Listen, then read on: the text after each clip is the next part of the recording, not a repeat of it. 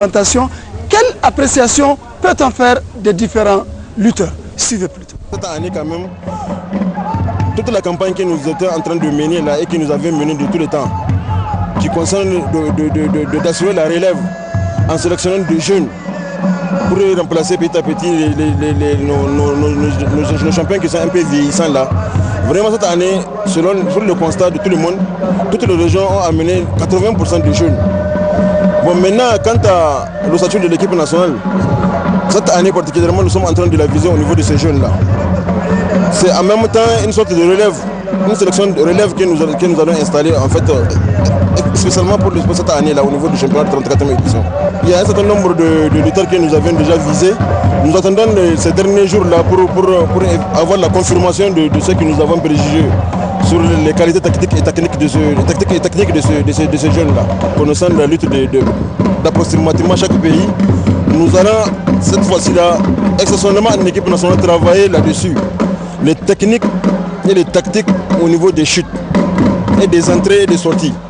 On va travailler ça et Inch'Allah, avec ces jeunes-là, s'ils arrivent à avoir un très bon encadrement, on va avoir le statut d'une très bonne équipe.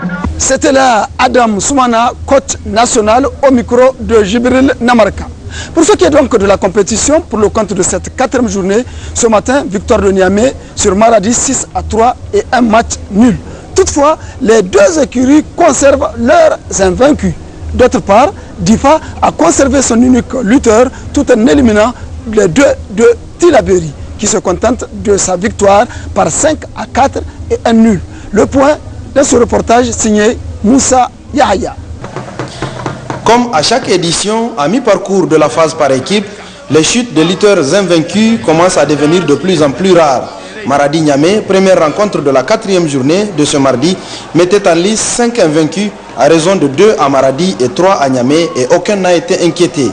Combat très facile pour Oumar Bindigaou, ceinture rouge, face à Adamou Abdou de Niamey. Bindigaou contraint le jeune Adamou à poser un genou au sol et c'est lui-même qui le fait remarquer à l'arbitre. Juste après Bindigaou, Yacouba Adamou en bleu franchit à son tour ce 4e obstacle en se débarrassant de Hashimou Dandao de Maradi. Yacouba esquive la tentative de prise de celui-ci à sa jambe, puis exerce une projection rotative. Sabo Abdoulaye, 3e lutteur invaincu de Niamey, a pour sa part poursuivi sa course vers le sabre grâce à l'avertissement écopé par Salissou Kantou de Maradi en rouge. Niamey bat Maradi par 6-3 et 1 nul. La deuxième rencontre entre Tillabéri en rouge et Difa en bleu, elle n'a pas été aussi aisée que la première pour les invaincus, notamment ceux de Tillabéri. Le premier, Saleh Daouda en rouge, a été éliminé par Harouna Moussa de Difa en bleu, qui fait une pénétration risquée complètement accroupie avant de le jeter en arrière. L'autre, Abdelkader Adamou, toujours en rouge, lui a eu le malheur de tirer l'invaincu de Difa, Kabirou Maïankwa, en bleu. Par le crochet de sa jambe démesurée, Abdelkader empêche à Maïankwa d'achever une première prise, mais à la seconde, Maïankwa l'enfourche et ne lui donne pas le temps de réaction. Saleh Daouda et Abdelkader Adamou, les deux invaincus de Tillabéri, sont éliminés, tandis que Difa conserve son unique Kabirou Maïankwa à l'issue de cette rencontre soldée par la victoire de Tillabéri sur Difa par 5-4 et 1 nul.